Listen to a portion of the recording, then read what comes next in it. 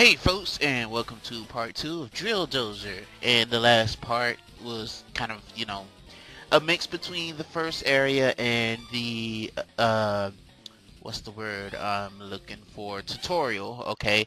And now we actually get into some gameplay where we're not being told, what to do as much from, the guys who are looking out for us. So, yeah, he's just reminding us that we're back to one gear. Last part, we collected all 3 gears, and the drill dozer after the end of the stage couldn't take it anymore, so we're back to square one. That's gonna happen so often, so it's not really a big deal.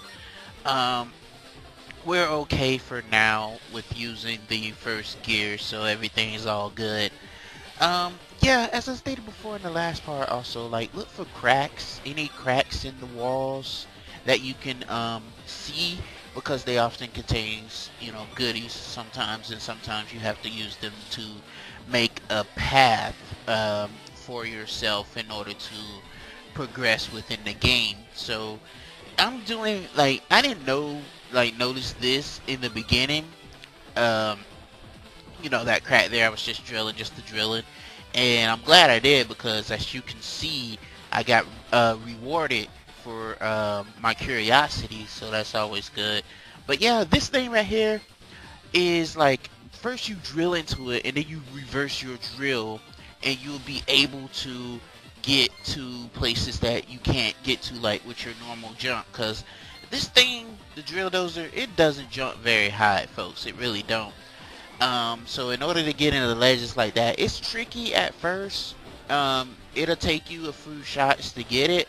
It definitely took me a few shots to get it, but once I did, it's very easy to master after that. But yeah, in the stages, most stages have treasure chests that you can get to, that often it contains goodies, but like collectibles, but it's not. It's only for, like, for those people who are obsessed with 100% completion. Thankfully, I'm not one of those guys who fawn over 100% completion of any game unless it's a game I really enjoy. Um, well, sometimes, like, even if I really enjoy the game, sometimes I don't won't go for 100% completion. A game that I'm trying to go for 100% completion, that's kind of getting on my nerves at the moment, is Sleeping Dogs. I've been trying to go for 100% completion. The definitive edition of that game, I'm trying to go for 100% completion, and it's giving me a headache to do so, because there's one trophy that you have to do, is from, like, drive 2 minutes without, getting into a collision or any type of accident or anything. When I'm driving in video games, I am an absolute nut. So this achievement is kind of hard for me, because I don't have patience when it comes to video games. And that's something, like, if you folks have been following me for, since the beginning, or just pretty much even now, like, sometimes I state, like, my patience is terrible. I barely have any, especially when it comes to video games. If and the co-host with the most can verify this for me. Like, if there's stealth was an option in a video game where, let me rephrase that. If a video game was stealth and it goes into an option not to, I wouldn't do stealth. First of all, I hate stealth because of, the whole patient thing. But there was one part in Sleeping Dogs. Not well, yeah, Sleeping Dogs. I almost said Watch Dogs. I hate that game. Uh, yeah, but there's one part in Sleeping Dogs where you have to, do stuff, and I dreaded that part. I didn't play the game for like 2 days because of it. And then I had to practice patience with that. It's nice that they give you a health recovery after facing, like, the mini boss, even though that part wasn't really necessary. But um, you see those purple boxes uh, that Jill just passed? Those also require a special drill upgrade in order to get the little toolbox that was there. See those hidden goodies you need to upgrade your drill in order to get to those. But when you do, it's worth it. I think so. I mean, upgrading doesn't really cost that many chips to do. And once you do upgrade your drill, you can be able to access, the hidden goodies you may miss. Thus, giving this game replay value. So it's good that, Game Freak, and Game Freak is the same people who make the Pokemon games. They go out of their element sometimes, and they can show that, not only can they produce Pokemon games that are pretty good, they can go out of their genre and create other good games as well. And that got me curious. Yeah, that guy, he was explaining a method how you can get out your drill and look around, which I barely use. But anyway, yeah, I'm curious as to see what other games besides Pokemon and this have Game Freak developed. So let me go ahead and rock a wiki right quick. I'm curious about this. According to the wiki, they created back in '93 a Mario and Wario game, which I heard was pretty good. '91 they created a Yoshi game for the NES and Game Boy. They created Smart Ball for the SNES, and they created which seems like it's their first game, which is called Metal Palace or something like that. Created for the NES. Let's see here. They got a few canceled games. They created a couple of games for the Super Famicom, which is an excellent system that I want to get my hands on one day. Let's see. Pokemon Gold, Pokemon Ruby, bunch of Pokemon games. Let's see. Black and White 2.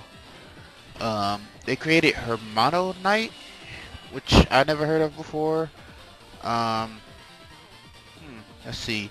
And what the? Okay, so back in 2015, they have a game called Timbo the Badass Elephant for the Xbox One, PlayStation 4, and Windows. What the heck? Hold on, and let's see. And then they're working on the Let's Go Pikachu and Let's Go Eevee, which I'll probably get on in a little bit. But that Giga record sounds pretty cool. Too bad there's no information on that. It seems like it would be the sequel of this game. I wouldn't mind. Let's see what else they got here. Yeah, let me look up information on that Timbo the Badass Elephant. Let's see, a side-scrolling platforming video game created by Game Freak, published by Sega. Let's see, released July 21st, 2015. I never heard of this game before. Whoa, that picture art looks crazy wicked. But yeah, otherwise than that, yeah, they seem like they have their fair share of games. Talking about Game Freak anyway, so yeah, that was just weird, but it's nice to see that, just from besides Pokemon, that they can create good games such as this. And we got another mini section here. Oh man, drilled in the head. These guys should be dead, as I was talking about in the last part. The faces they make when they, getting drilled, yeah, it's their final moments. Because if that was any other normal human, yeah, it'd be pretty gruesome here, actually. But yeah, like I stated before, drill everything. You'll be able to find hidden goodies if you do. I just got pretty much a free health restore by drilling that desk. And here we have another one of these tank guys just busting on the scene like it was nothing. Look at that thing.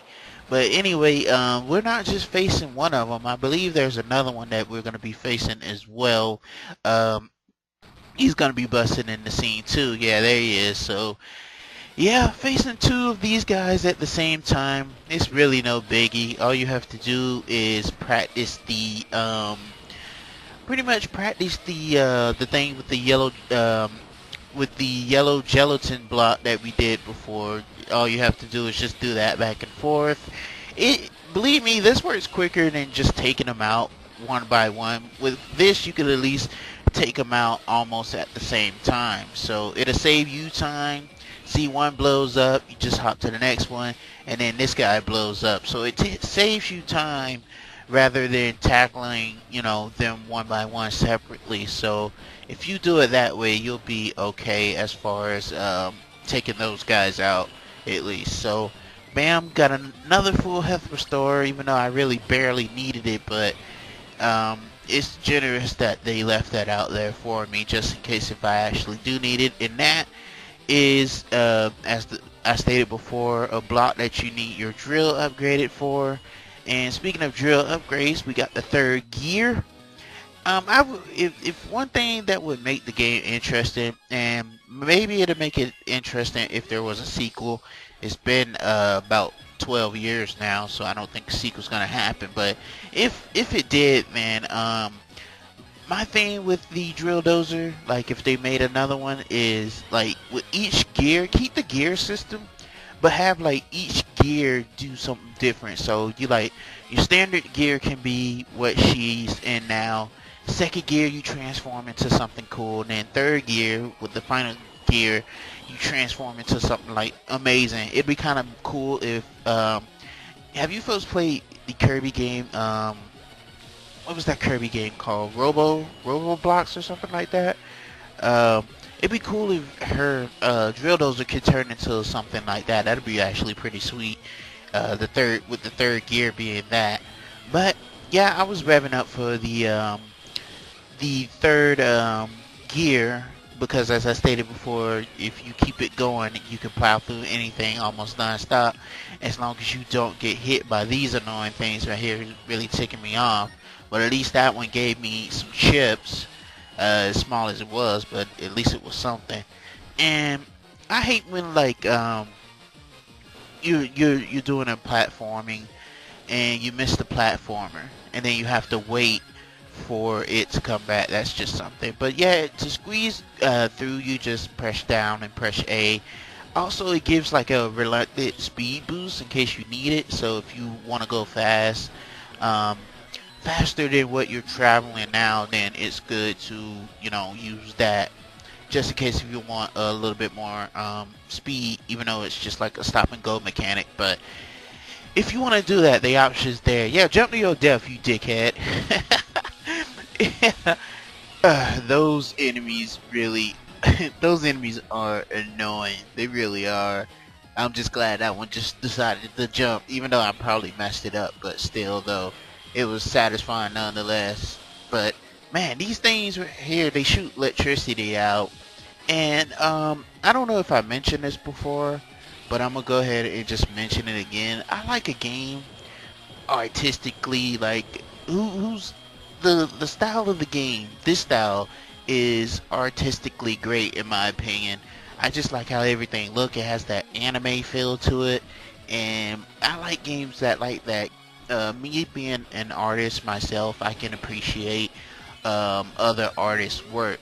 So visually, this game right here is amazing. Even though it is a 12-year-old game, but it still looks good. To me anyway. Some people may think this game have aged, even though it is 12 years old. Uh, yeah, it is 12 years old. So even so, it still artistically is a great looking game, at least in my opinion anyway. So to get this, all you have to do is wham, shift in the third gear, wham and wham. Once you get that shifting and do it in reverse and everything, that was really easy and simple to get. It's just all in the timing and all that good stuff. So next we're coming up on our first boss in the game, like fighting an actual boss. um we'll be getting to him pretty soon. As of now, we're going to be introduced to the antagonist of the whole game, and why we're doing what we're doing in the first place.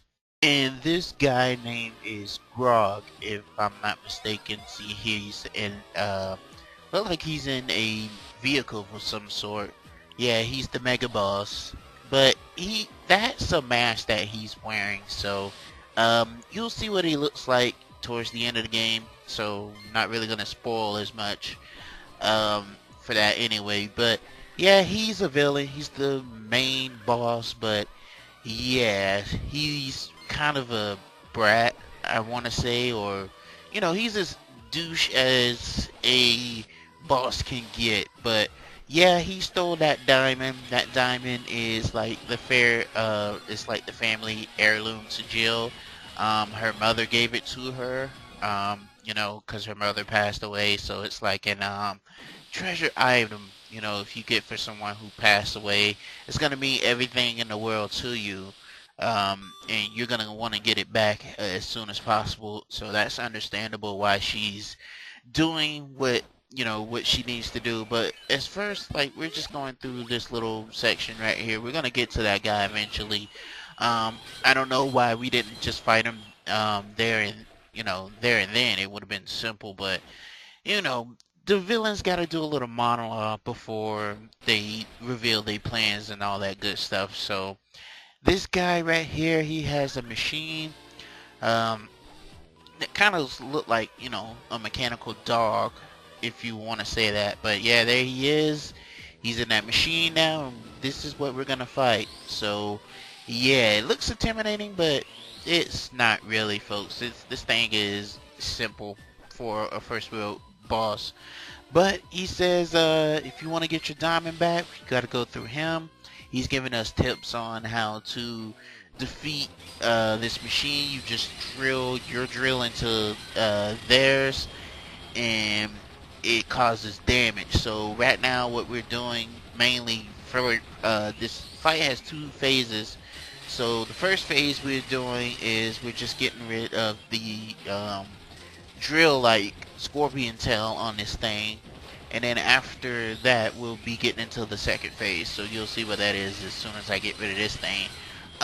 Yeah, this thing can overpower your drill, so just be careful and you'll be okay. And those bombs right there is making me nervous because you can't do anything to get rid of them. If you hit them, that's it. But they don't cause that much damage, at least to me. I mean, you could get hit by a lot of them, and I think you'll still be okay. I think they just take away just 1 point of damage, so just try not to get hit by too many of them. But with that, that's pretty much the end of phase one. So right now we have to actually get rid of the machine itself. So yeah, let's do this. Let's get rid of the machine. Yeah, you got Spunk, kid. I admire that. But Spunk, all the Spunk in the world is not gonna save you. And that machine, I figured out how to harness his awesome power. But yeah, it seems like the diamond is giving his machine a power up. So yeah, before I even had a chance to do anything, because I already know how to do it, basically he's just explaining what I was gonna do in the first place. But for first timers wouldn't know that, but you just drill into this thing's mouth as soon as it opens it up. So when it opens up his mouth, that's the perfect time to attack it. And that's all there is to it, to this fight. And don't get close to it like I am being stupid. So but I already got it halfway down health, so it's all good. Just drill it full a few more times and that'll be it. As you can see, the bombs are coming out more in succession. That's what boss do when they know they're finna lose. They just send stuff out in a rapid succession, and this guy is finished. His machine's done, and yeah, you're gonna get used to seeing that animation every time you defeat a boss. It's kind of eerie on the eyes, but it's still kind of satisfying, especially if it's been to a boss that's been giving you a hard time. That's pretty satisfying. But yeah, he's being a douche, saying he went through all the trouble of stealing the diamond, and we thought we was gonna get it back from him, but he's being a douche. So anyway, that's the end of the level. The levels are all cleared, and the boss has been defeated, but he still got away. That was just a taste of what the final boss can do. Just a small taste of what he can do. So once again, we're back in our trailer. This old man, he's giving us the rundown of what's going, what's what. Pretty much just word is that we're heading to the art gallery, so that's going to be in the next part. So we're just going to go through that and telling us some more about that. But anyway, folks, see you for part 3 of Drill Dozer. You folks have a good day, and until then, stay cool.